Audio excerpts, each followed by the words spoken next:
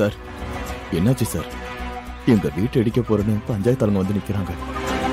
அவங்க தடுக்கிறதுக்கு வழி இருந்தா சொல்லுங்க ப்ளீஸ் சார். சாரி மிஸ்டர் செல்வம் முருகன், உங்க வீட்டை கண்டிப்பா இடிப்பாங்க. அதை நீங்க தடுக்கவே முடியாது. ஆற்று நீர் வழித்தடத்தை ஆக்கிரமிச்சுதான் நீங்க வீடு கட்டியிருக்கீங்கன்னு இந்த ஃபைல்ல இருக்கிற டாக்குமெண்ட்ஸ் தெளிவா சொல்லுது. அதனால உங்க வீட்டை இடிச்சிருவாங்க சார். ஐயோ இல்ல சார், இல்ல சார், எங்க வீட்டை இடிக்க கூடாது சார். இடிக்கவும் நாங்க விட மாட்டோம். இன்னொரு வாட்டி எல்லா டாக்குமெண்ட்ஸையும் பார்த்துட்டு சொல்லுங்க சார். நான் நல்லா பார்த்துட்டேன் சார். வேற சோர்ஸ் எதுவுமே இல்ல. நீங்க இமீடியட்டா நீங்க அந்த வீட்டை வெக்கேட் பண்ணி கொடுக்கறது தான் நல்லது. இல்லனா லீகலா ஏதாவது நடவடிக்கை எடுப்பாங்க. அதனால ஊருக்குள்ள உங்க ஃபேமிலிக்கு இருக்கிற நல்ல பேர் கெட்டு போயிடும். சார், அந்த வீட்டுல நாங்க 25 வருஷமா குடியிருக்கோம் சார். திடீர்னு வந்து வீட்டை காலி பண்ணுங்க, நாங்க அதை இடிக்க போறோம்னு சொன்னா எவ்வளவு பெரிய கேவலம்னு தெரியுமா சார்?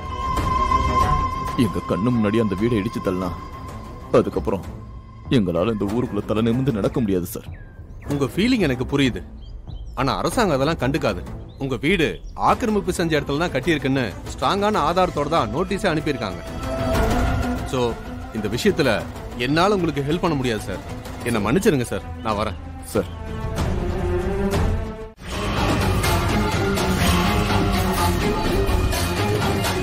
ரங்கநாயகி அம்மா, இன்னைக்கு ஈவினிங் வரைக்கும் தான் உங்களுக்கு டைம். அதுக்கப்புறம் நீங்க இந்த வீட்ல இருக்க முடியாது.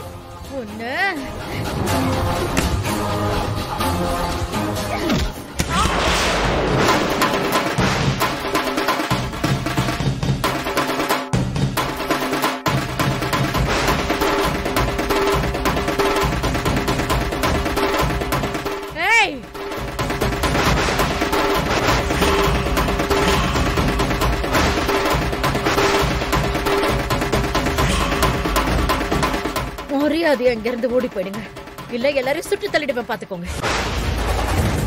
அண்ணி என்ன பண்றீங்க நீங்க? கொஞ்சம் அமைதியா இருங்க. சொன்னா கேளுங்கம்மா, வேணாமா. யாரும் எதுவும் பேசக்கூடாது. யாராவது பேசுனீங்க என்ன பண்ணுவேன்னு எனக்கு தெரியாது. ஏய், என்னடி உன் தலைவி என்ன பெரிய இவளா?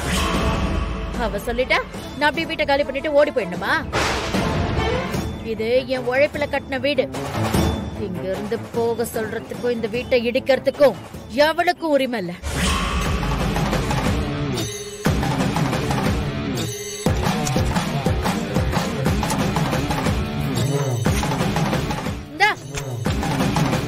கொண்டு போய் உன் தலைவி மூஞ்சில ஒட்டு. ரங்கநாயகி அம்மா, நீங்க பண்றது சரியில்லை. கவர்மெண்ட் அனுப்பின நோட்டீஸ கிழிக்கிறது சட்டப்படி குற்றம். வாய மூடு. நீ எல்லாம் ஒரு ஆள், நீ முன்னாடி வர வந்து பேசிட்டு இருக்க. வெளில போ முதல்ல.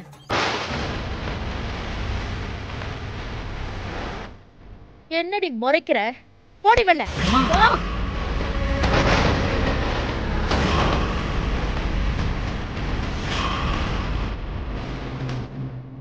வாங்கம்மா போயிடலாம்.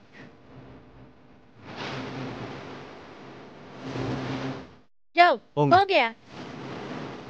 என் வீட்ல இருந்து ஒரு துரும்ப கூட எடுத்துட்டு போக முடியாது. ஐயோ அண்ணி, ஏன் இந்த விஷயத்துல இவ்வளவு கோவப்படுறீங்க? கொஞ்சம் அமைதியா இருந்தீங்கன்னா இதெல்லாம் ஒண்ணும் இல்லாம பண்ணிரலாம். நான் அமைதியா இருந்தேன்னா அவங்க இந்த வீட்டை எல்லாம் இடிச்சு தள்ளிட்டு அவங்க பாட்டு போயிட்டே இருப்பாங்க. அப்படிலாம் ஒண்ணும் பண்ண முடியாது அண்ணி. பூஜாவும் அண்ணனும் மினிஸ்டர் பார்க்க போயிருக்காங்க. அவங்க நம்ம வீட்டை இடிக்க விடாம பாத்துக்குவாங்க. நீங்க கொஞ்ச நேரம் அமைதியா இருங்க அண்ணி. மத்தவங்களை நம்பிட்டு இருந்தேன்னா என் கண்ணு முன்னாடியே என் வீட்டை இடிச்சு தள்ளிட்டு போயிட்டே இருப்பாங்க. நம்ம நடு ரோட்ல தான் நிக்கணும். அப்படிலாம் நான் நடக்க விட மாட்டேன். இப்பவே அந்த மீனாட்சியை பார்த்து அவளுக்கு என்னதான் வேணும்னு கேட்டுட்டே. சோறு சாப்பிட்டுக்கிட்டு இருக்கிறப்போ திடீர்னு வந்து என் வீட்டை இடிச்சு தள்ளினியே. அந்த அளவுக்கெல்லாம் இறக்கம் இல்லாதவன் நான் கிடையாது. உனக்கு முறைப்படி நான் நோட்டீஸ் அனுப்பியிருக்கேன், கால அவகாசமும் கொடுத்திருக்கேன். அதுக்குள்ள அந்த வீட்டுல இருக்கிற பொருள் எல்லாம் எடுத்துக்கிட்டு நீ வீட்டை காலி பண்ணிடு. இல்லனா மொத்தமா நான் காலி பண்ணிடுவேன்.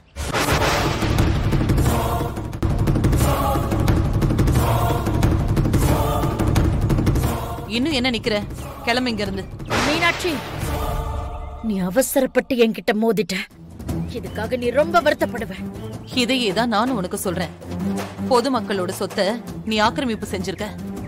இதுக்கெல்லாம் நீ ரொம்ப வருத்தப்பட போற. அதிகாரம் இப்ப உன் கையில இருக்குன்னு ஓவரா ஆட்டம் போடாத. நாளைக்கே அந்த அதிகாரம் என் கைக்கு வரும். அப்ப நான் உன்னை துரத்தி துரத்தி அடிப்பேன், பாத்துக்கோ. என்னம்மா ஓவரா பேசிட்டு இருக்க? ஆத்துக்குள்ள வீடு கட்டி வச்சுக்கிட்டு இங்க வந்து மிரட்டிட்டு இருக்கியா? மரியாதை இங்க இருந்து கிளம்பு. மீனாட்சி அம்மா, என்ன உங்ககிட்ட பேசிட்டு இருக்கீங்க? பேசாம புல்டோசரை விட்டு வீட்டை அடிச்சு தள்ளிருங்க. இங்க வீட்டை இடிங்கம்மா. நாங்க சொல்றோம்மா. தள்ளுங்க. அமைதியா அமைதியா பாத்துக்கலாம். ஊர் மக்கள் எல்லாரும் என்ன சொல்றாங்கன்னு கேட்டல. நான் லேசா தலையசைச்சா போதும், இவங்களே கிளம்பி வந்து உன் வீட்டை இடிச்சு தரமட்டமாக்கிடுவாங்க. உன் மானம், மரியாதை, கௌரவம், அந்தஸ்து இதெல்லாம் இன்னும் காத்துல பறக்காம அப்படியே தான் இருக்கு. அது அப்படியே காப்பாத்திக்கணும்னா இப்பவே போய் வீட்டை காலி பண்ற வழிய பாரு. இல்ல அவமானப்பட்டு தான் இங்க இருந்து நீ போவ.